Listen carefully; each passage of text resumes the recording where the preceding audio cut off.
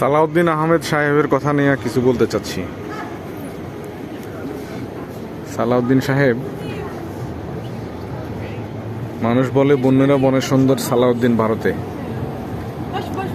BNP স্থায়ী কমিটির সদস্য জনাব সালাউদ্দিন আহমেদ হঠাৎ করে কেন নিরাপত্তা উপদেষ্টা, প্রধান উপদেষ্টা নিরাপত্তা বিষয়ক উপদেষ্টার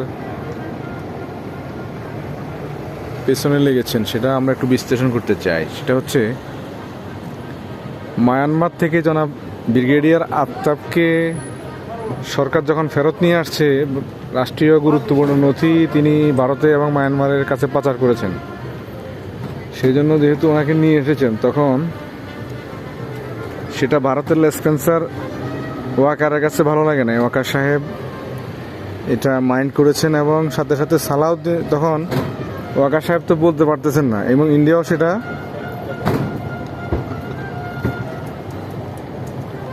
এই পদক্ষেপের সাথে একমত হতে পারেন নাই। সেজন্য কাকে দিয়ে বলাবে তাদের কথাটা? ভারত তার কথাটা বাংলাদেশে কাকে দিয়ে বলাবে? বলাতে হলে অবশ্যই তাদের এজেন্ট বাংলাদেশে যে আছে, তাদের যে চ্যানেল মেনটেন করে, ওই চ্যানেলেই কথাটা বলতে হবে। সেই কথাটা বলছেন হলো সালাউদ্দিন সাহেবকে দিয়া। তাই উনি বলতে চেয়েছেন বাংলাদেশে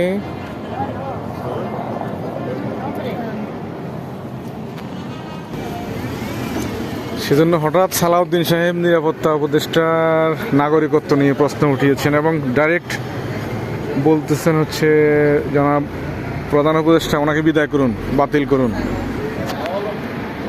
আমরা চাই সালাউদ্দিন সাহেব এগুলো থেকে বিরত থাকুক।